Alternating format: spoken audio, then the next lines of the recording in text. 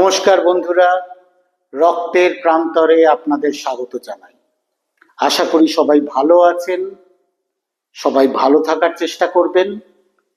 আমরা multiple myeloma রোগটা কি এবং সেটা কিভাবে ধরা পড়ে, কিভাবে ডায়াগনোসিস করতে হয় তার একটা আভাস দিয়েছিলাম আগের ভিডিওতে। এবার একটু আপনাদের মনে করিয়ে দিই যে মাল্টিপল মায়োলোমা কারোর হলে তাদের ক্যালসিয়াম বেড়ে যেতে পারে, তাদের কিডনি ক্ষতিগ্রস্ত হতে পারে, তাদের রক্তাল্পতা হতে পারে, আর তাদের কিন্তু হাড়গুলোর ক্ষয়ে ক্ষয়ে যেতে পারে। এটাকেই আমরা একটা কবিতা বানিয়ে বলি ক্র্যাপ, কাঁকড়া। এবার ধরুন কারোর মাল্টিপল মায়োলোমা ধরা পড়েছে, তাহলে তার চিকিৎসা শুরু করা দরকার। চিকিৎসা শুরু করতে গেলে প্রথম কি জানা প্রয়োজন? প্রথম জানা প্রয়োজন যে রোগটা কি এবং এই রোগটার চিকিৎসা কতদিন ধরে চলতে পারে। ধরুন আপনার বয়স কম, কম মানে এই আমরা বলি 60-65 নিচে, কারণ রোগটা বেশিরভাগ কিন্তু শুরুই হয় 60 বছরের পরে, কিন্তু ভারতবর্ষে আমরা কিছু কিছু কম বয়সী লোকেদেরও এই রোগ পেয়ে থাকি। তো আপনার বয়স 65-র নিচে, আপনার কোনো হাড় এখনো ভেঙে যায়নি। আপনার যদি কোনো হাড় ভেঙে গিয়ে থাকে তাহলে কিন্তু সেটাকে রিপেয়ার করতে হবে, সেই ফ্র্যাকচারটাকে রিপেয়ার করতে হবে। যদি ভার্টিব্রায় কিছু হয়ে গিয়ে থাকে তাহলেও আজকাল খুব বড় সড়ো অপারেশন লাগে না, ওরা সিমেন্টিং করে দেন বা একটা অপারেশন করেন, সেটাকে বলে কাইফোপ্লাস্টি। স্টেবিলাইজ না করলে ওই ভাঙা হাড়টা গিয়ে যদি আপনার স্নায়ুতে চাপ মারে, স্পাইনাল কর্ডে চাপ মারে, তাহলে তো আপনি প্যারালাইজড হয়ে যেতে পারেন, তাই না? তো সেই জন্য সেগুলো করতে হবে, কিন্তু আসল চিকিৎসাটা কিন্তু যত তাড়াতাড়ি সম্ভব করতে হবে। এবার অনেকে থাকেন যাদের ক্রিয়েটিনিন খুব বেশি, তাদের হয়তো ডায়ালিসিস চালু হয়ে গেছে, সেক্ষেত্রে ডায়ালিসিস চলতে চলতেই কিন্তু আমরা চিকিৎসাটা দিয়ে থাকি। চিকিৎসা দুটো অঙ্গ আছে। একটা কথা বলে রাখি, প্রথম যখন আমরা চিকিৎসাটা শুরু করি আমরা কিন্তু কোনো সোকল্ড যেগুলো কেমোথেরাপি, অর্থাৎ যাতে চুল উঠে যায়, যাতে প্রচুর বমি পায়, একদম খিদে পায় না, সেই ধরনের কোনো ওষুধ আজকাল মাল্টিপল মায়োলোমাতে ব্যবহার করি না। তাহলে আমরা কি ব্যবহার করি? আমরা বিভিন্ন ধরনের ওষুধ ব্যবহার করি। তার মধ্যে থাকে স্টেরয়েড, যেটা প্রেডনিসোলোন বা ডেক্সামিথাসোন, ম্যাক্সিমাম সময় ডেক্সামিথাসোন ব্যবহার করা হয়। আর থাকে একটা গ্রুপ অফ ওষুধ যাকে বলে ইমিউনো মডিউলেটর। এই ওষুধের প্রথম যে সন্তান তার নাম থ্যালিডোমাইড।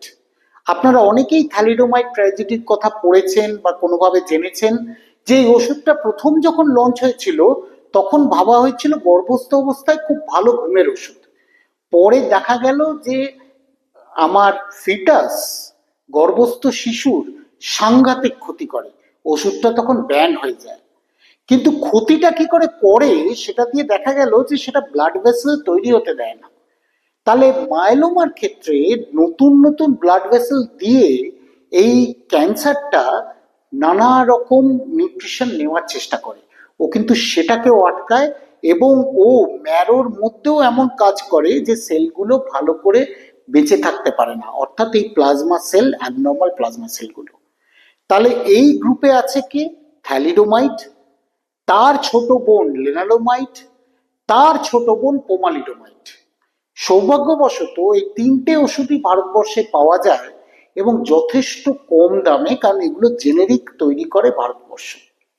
তাহলে এর মধ্যে যে কোনো একটা কিন্তু আমরা ব্যবহার করে থাকি। এর মধ্যে কিডনির সিভিয়ার গন্ডগোল থাকলে লেনালোমাইডটা প্রথম দিকে শুরু করি না, আর পোমালিডোমাইডটা আমরা হাতে রাখি রোগটা ফিরে এলে তবে। তাহলে ডেক্সামিথাসোন হলো, থ্যালিডোমাইড বা লেনালোমাইড হলো, আরেকটা তাহলে কি? আরেকটা গ্রুপ অফ ওষুধ আছে যেটাকেও বলা হয় টার্গেটেড থেরাপি, এবং এদের নাম হচ্ছে প্রোটিওজোম ইনহিবিটর। যারা এই পাথওয়েটাকে আবিষ্কার করেছিলেন তারা কিন্তু নোবেল প্রাইজ পেয়েছেন। এই গ্রুপেও নানা রকম মলিকিউল আছে। প্রথমটির নাম বটেজোমিব, দ্বিতীয়টির নাম কারফিলজোমিব, তৃতীয়টির নাম ইক্সাজোমিব। এবার বলি, বটেজোমিব এবং কারফিলজোমিব ইন্ডিয়াতে পাওয়া যায় এবং জেনেরিক পাওয়া যায়। যখন প্রথম ইনজেকশন লঞ্চ হয়েছিল, একটা ইনজেকশনের দাম ছিল 1.5 লাখ টাকা, আর এখন কততে পাওয়া যায় জানেন? 1,500 টাকায়। এবং এই বটেজোমিবটা কিন্তু ইনজেকশন, কিন্তু এটা ইন্ট্রাভেনাস না দিয়ে আমরা কিন্তু এখন চামড়ার তলায় দিই, অর্থাৎ সাবকিউটেনিয়াস। কখন দেওয়া হয়? আগে আমরা দিতাম ডে 1, 4, 8, 11, অর্থাৎ 4 দিন পর পর, তারপর একটা 10 দিনের গ্যাপ থাকতো। এখন আমরা প্রত্যেক সপ্তাহে দিই। তাই জন্য দেখবেন আপনার ডাক্তারবাবু লিখে দিচ্ছে ডে 1, 8, 15, 22। তার মানে একটা 28 দিনের সাইকেল হলে এটা অনেকটা হচ্ছে যে, ধরুন আপনি রোববার দিন চার্চে যান, তাহলে প্রত্যেক রোববার আপনি বটেজোমিব নেবেন। আর ডেক্সামিথাজোনটা কবে নিতে হয়? যেদিন বটেজোমিব নেবেন আর তার পরের দিন। থ্যালিডোমাইডটা রোজ নেওয়া হয়, লেনেডোমাইডটাও রোজ নেওয়া হয়, কিন্তু 28 দিনের মধ্যে 21 দিন। পোমালিডোমাইডও তাই। এছাড়া আরেকটা ট্যাবলেট আছে, বিশেষ করে যাদের কিডনি খুব ক্ষতিগ্রস্ত থাকে তাদের মাঝে মাঝে আমরা ব্যবহার করি, এবং বিশেষ করে যারা থ্যালিডোমাইড টলারেট করতে পারেন না, সেটা কিন্তু খুব মাইল্ড ধরনের কেমোথেরাপি, সেটার নাম সাইক্লোফসফামাইড। তার জন্য চুল ওঠে না, বমি বমি পায় না। এইটাও ট্যাবলেট ফর্মে দেওয়া হয় যেদিন বটেজোমিব বা ডেক্সামিথাজোন দেওয়া হয়। তাহলে এই যে গ্রুপ অফ ওষুধ, এগুলোর নাম হচ্ছে, যেমন ধরুন ভিসিডি। আপনি বললেন ভি কোথা থেকে এলো? আপনি তো বললেন বটেজোমিব, সাইক্লোফসফামাইড, ডেক্সামিথাজোন। আসলে বটেজোমিবের ট্রেড নেমটা ছিল ভেলকেট। ওই যে বললাম 1.5 লাখ টাকা, তো ওই ভেলকেট থেকে ভিটা এসছে। সবচেয়ে বেশি যেটা আপফ্রন্ট ব্যবহার করা হয় যদি আপনি সুস্থ থাকেন, কিডনি ক্ষতিগ্রস্ত না থাকে, তার নাম হচ্ছে ভিআরডি। আসলে লেনোমাইডও যখন প্রথম লঞ্চ হয়েছিল তার ট্রেড নেমটা ছিল রেভলিমিট। তো আমাদের দেশে জেনেরিক তৈরি হয়েছে। আসলে লেনোমাইডও যখন প্রথম লঞ্চ হয়েছিল তার ট্রেড নেমটা ছিল রেভলিমিট। তো আমাদের দেশে জেনেরিক তৈরি হয়েছে। আসলে লেনোমাইডও যখন প্রথম লঞ্চ হয়েছিল তার ট্রেড নেমটা ছিল রেভলিমিট। তো আমাদের দেশে জেনেরিক তৈরি হয়েছে। আসলে লেনোমাইডও যখন প্রথম লঞ্চ হয়েছিল তার ট্রেড নেমটা ছিল রেভলিমিট। তো আমাদের দেশে জেনেরিক তৈরি হয়েছে। আসলে লেনোমাইডও যখন প্রথম লঞ্চ হয়েছিল তার ট্রেড নেমটা ছিল রেভলিমিট। তো আমাদের দেশে জেনেরিক তৈরি হয়েছে। আসলে লেনোমাইডও যখন প্রথম লঞ্চ হয়েছিল তার ট্রেড নেমটা ছিল রেভলিমিট। তো আমাদের দেশে জেনেরিক তৈরি হয়েছে। আসলে লেনোমাইডও যখন প্রথম লঞ্চ হয়েছিল তার ট্রেড নেমটা ছিল রেভলিমিট। তো আমাদের দেশে জেনেরিক তৈরি হয়েছে।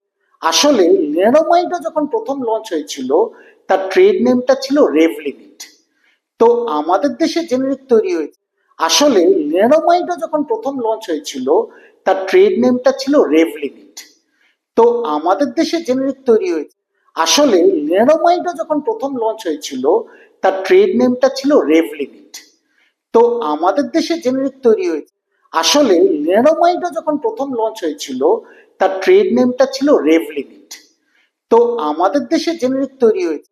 আসলে লেনোমাইডও যখন প্রথম লঞ্চ হয়েছিল তার ট্রেড নেমটা ছিল রেভলিমিট। তো আমাদের দেশে জেনেরিক তৈরি হয়েছে। আসলে লেনোমাইডও যখন প্রথম লঞ্চ হয়েছিল তার ট্রেড নেমটা ছিল রেভলিমিট। তো আমাদের দেশে জেনেরিক তৈরি হয়েছে। আসলে লেনোমাইডও যখন প্রথম লঞ্চ হয়েছিল তার ট্রেড নেমটা ছিল রেভলিমিট। তো আমাদের দেশে জেনেরিক তৈরি হয়েছে। আসলে লেনোমাইডও যখন প্রথম লঞ্চ হয়েছিল তার ট্রেড নেমটা ছিল রেভলিমিট। তো আমাদের দেশে জেনেরিক তৈরি হয়েছে। আসলে লেনোমাইডও যখন প্রথম লঞ্চ হয়েছিল তার ট্রেড নেমটা ছিল রেভলিমিট। তো আমাদের দেশে জেনেরিক তৈরি হয়েছে। আসলে লেনোমাইডও যখন প্রথম লঞ্চ হয়েছিল তার ট্রেড নেমটা ছিল রেভলিমিট। তো আমাদের দেশে জেনেরিক তৈরি হয়েছে। আসলে লেনোমাইডও যখন প্রথম লঞ্চ হয়েছিল তার ট্রেড নেমটা ছিল রেভলিমিট। তো আমাদের দেশে জেনেরিক তৈরি হয়েছে। আসলে লেনোমাইডও যখন প্রথম লঞ্চ হয়েছিল তার ট্রেড নেমটা ছিল রেভলিমিট। তো আমাদের দেশে জেনেরিক তৈরি হয়েছে। আসলে লেনোমাইডও যখন প্রথম লঞ্চ হয়েছিল তার ট্রেড নেমটা ছিল রেভলিমিট। তো আমাদের দেশে জেনেরিক তৈরি হয়েছে। আসলে লেনোমাইডও যখন প্রথম লঞ্চ হয়েছিল তার ট্রেড নেমটা ছিল রেভলিমিট। তো আমাদের দেশে জেনেরিক তৈরি হয়েছে। আসলে লেনোমাইডও যখন প্রথম লঞ্চ হয়েছিল তার ট্রেড নেমটা ছিল রেভলিমিট। তো আমাদের দেশে জেনেরিক তৈরি হয়েছে। আসলে লেনোমাইডও যখন প্রথম লঞ্চ হয়েছিল তার ট্রেড নেমটা ছিল রেভলিমিট। তো আমাদের দেশে জেনেরিক তৈরি হয়েছে। আসলে লেনোমাইডও যখন প্রথম লঞ্চ হয়েছিল তার ট্রেড নেমটা ছিল রেভলিমিট। তো আমাদের দেশে জেনেরিক তৈরি হয়েছে। আসলে লেনোমাইডও যখন প্রথম লঞ্চ হয়েছিল তার ট্রেড নেমটা ছিল রেভলিমিট। তো আমাদের দেশে জেনেরিক তৈরি হয়েছে। আসলে লেনোমাইডও যখন প্রথম লঞ্চ হয়েছিল তার ট্রেড নেমটা ছিল রেভলিমিট। তো আমাদের দেশে জেনেরিক তৈরি হয়েছে।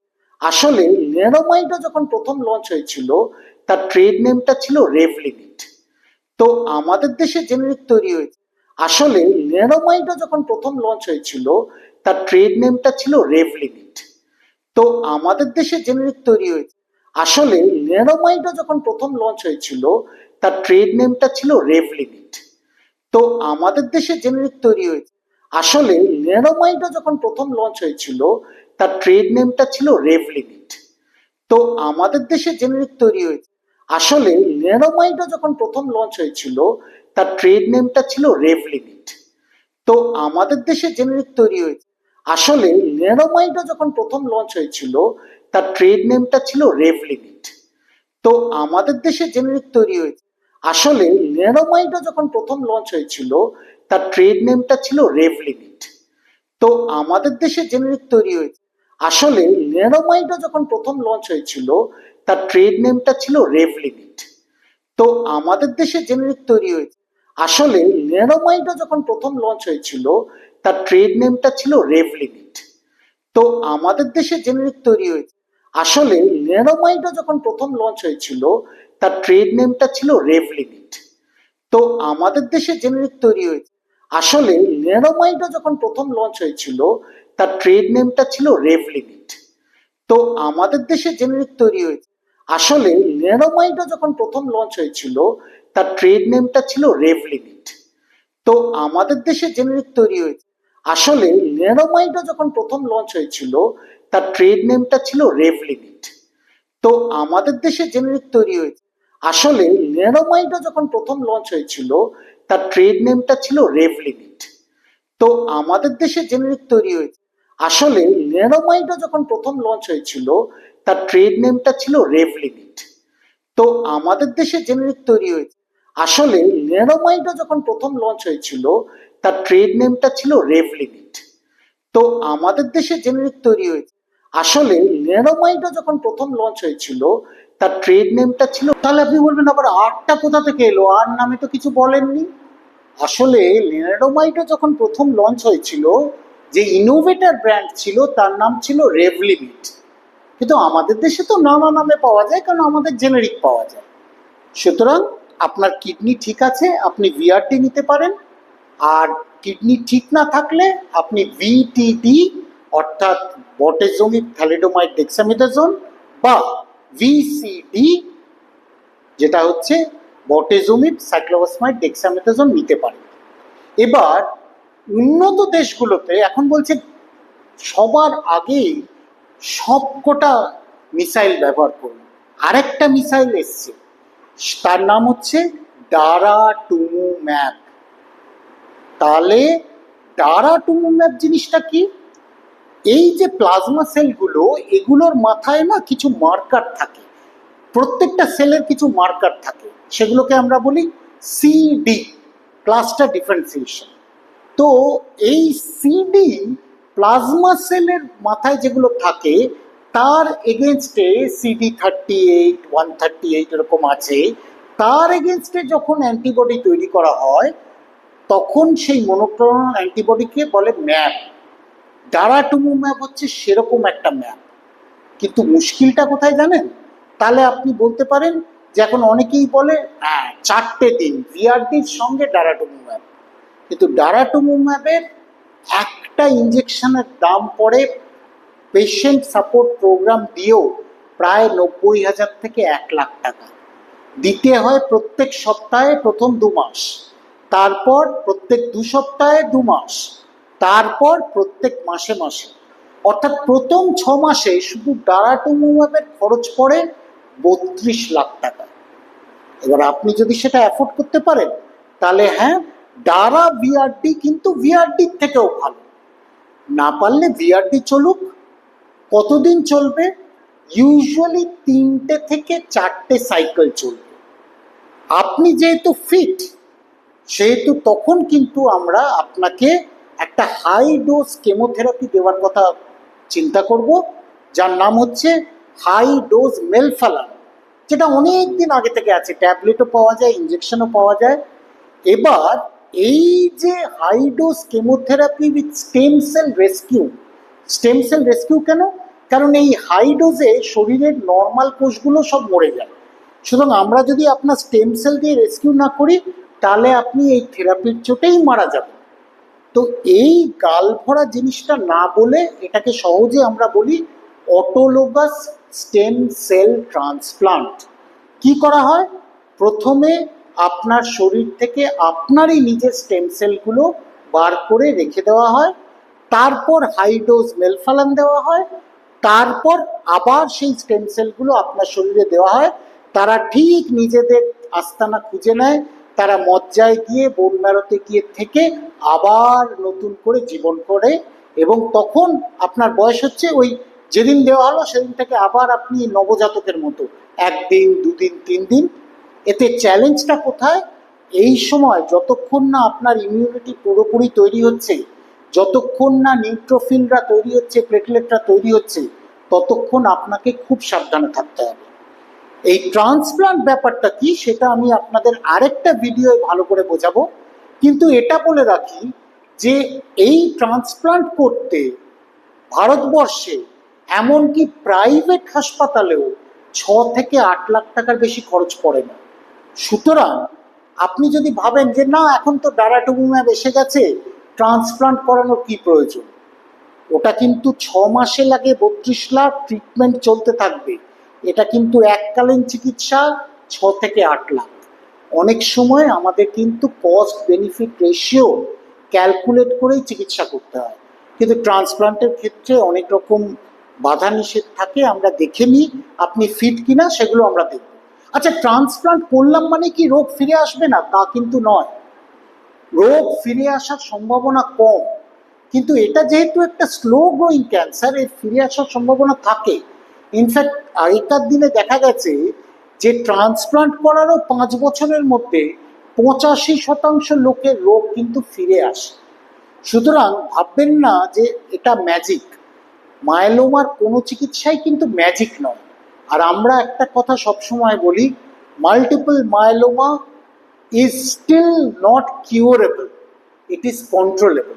কন্ট্রোলেবল মানে আপনাকে চিকিৎসা করলাম, ধরুন আপনাকে ওই 4টে সাইকেল ডারা ভিআরডি দিলাম, তারপর ট্রান্সপ্লান্ট করলাম, আবার কিছুদিন বাদে সে ফিরে এলো।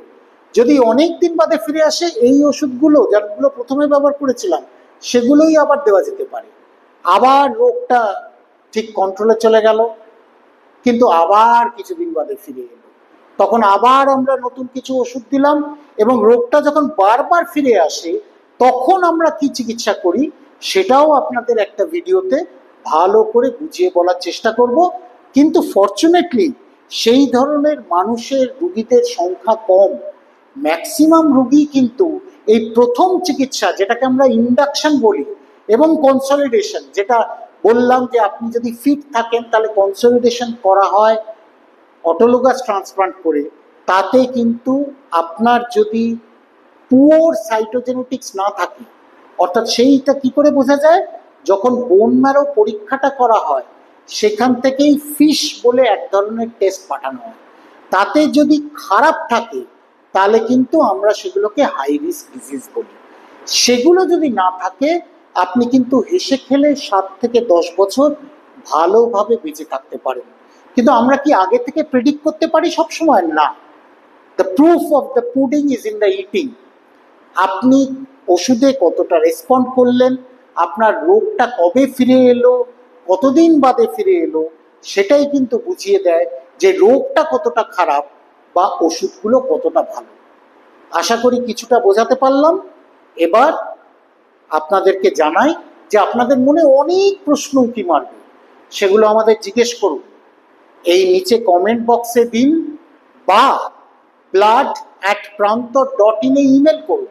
আমরা অবশ্যই চেষ্টা করব আপনাকে সেই প্রশ্নগুলোর উত্তর দেওয়ার। নমস্কার, ভালো থাকবেন।